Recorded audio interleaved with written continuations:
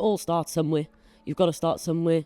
You've got to build your confidence and figure out what you like as a musician. How can I add my fire to the flames? Because everyone has their own fire going on. It's just how we can turn it into a bonfire. It can be really difficult as a young musician to find people who are also going through your same challenges. Anthem, I feel, is great at putting people in the right room with the right people. Anthem kind of gave me a list of people that I could message and be like, oh, you faced this challenge, how did you overcome that? You'll always find a new connection to someone, whatever event you go to.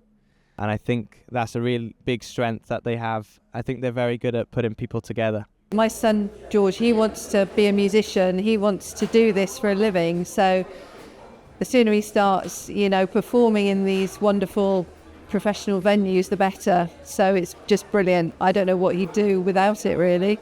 These sorts of things are the link between a bedroom player and becoming a professional.